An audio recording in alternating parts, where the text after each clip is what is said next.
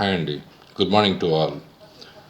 రీసెంట్గా 15th finance commission అనే head కింద మీకు అందరికీ కూడా బ్యాంక్ అకౌంట్స్ ఓపెన్ చేయండి అని చెప్పడం వలన మొత్తం మన జిల్లాలో ఉన్నటువంటి ఆల్ పిహెసిస్, సిహెసిస్, యూపీహెసిస్, యూఏఎమ్స్ అందరూ కూడా అకౌంట్లు ఓపెన్ చేశారు. అందరూ సహకరించారు. Thank you very much.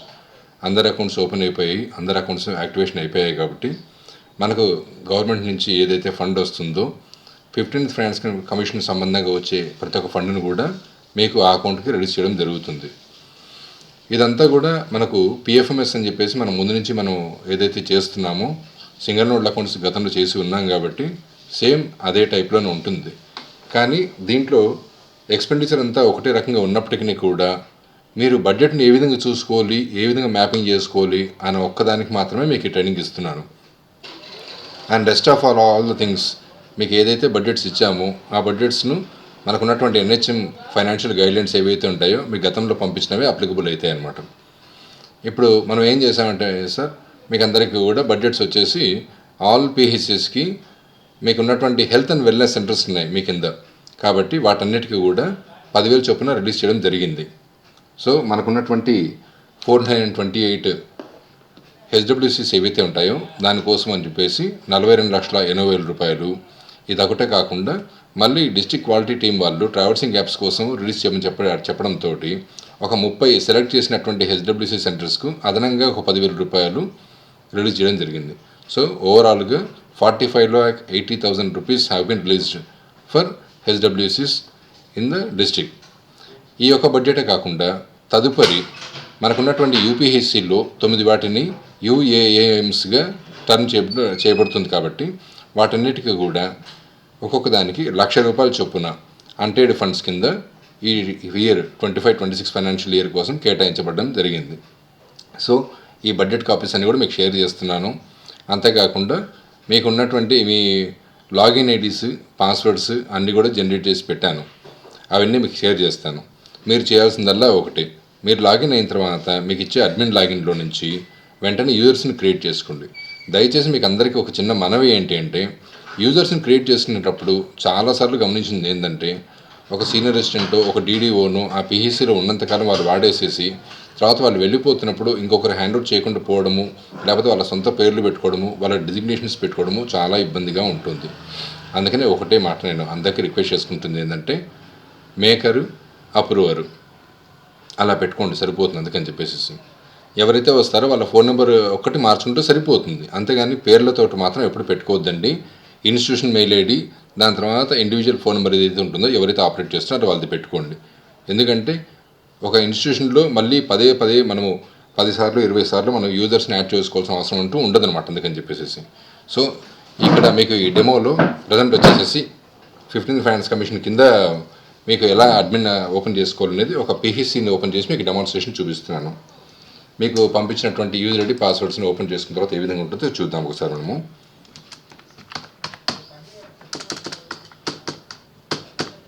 ఇది ఒక యూజర్ ఐడి, పాస్వర్డ్. ఈ యూజర్ ఐడి, పాస్వర్డ్స్ మాత్రం మీకు అందరికీ షేర్ చేస్తాను. పాస్వర్డ్ అందరికీ సిమిలర్గానే ఉంటుంది.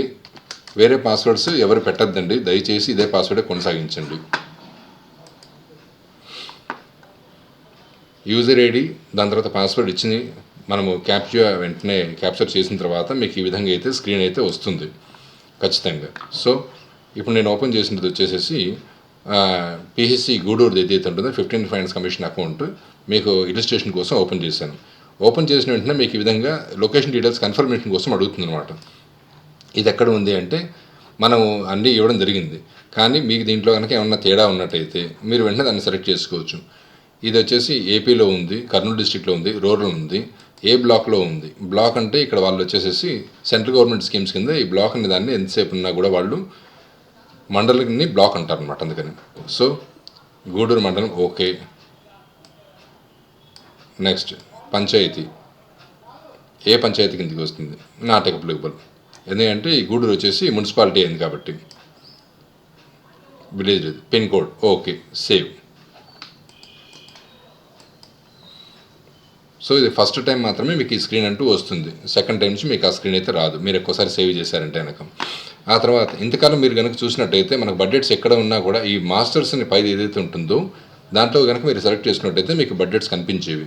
కానీ ఇప్పటి నుంచి బడ్జెట్స్ మీకు అక్కడ కనపడవు.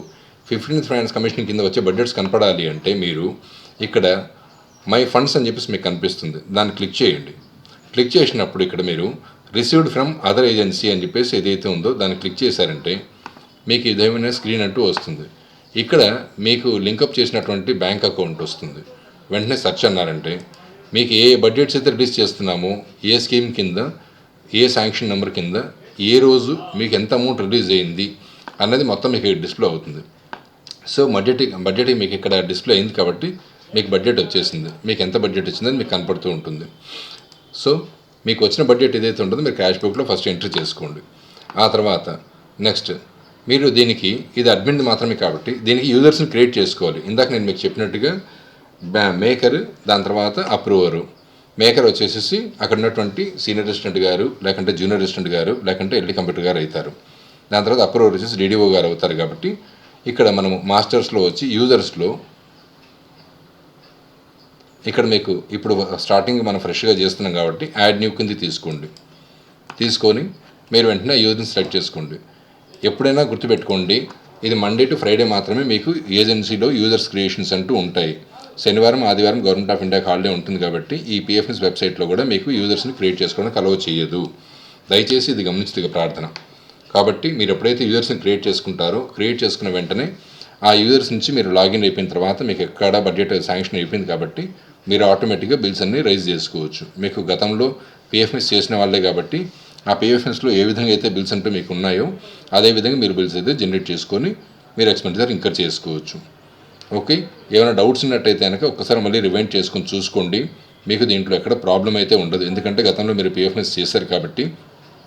మీకు అందుకోసమని చెప్పేసి నేను ఈ వీడియోని మొత్తం రికార్డ్ చేసి మీకు ఒక లింక్ రూపంలో పంపిస్తున్నాను కాబట్టి మీకు ఏ డౌట్లు ఉన్నా కూడా మళ్ళీ మీరు చూసుకొని మీరు కరెక్ట్గా బిల్స్ అని వేసేసుకోవచ్చు.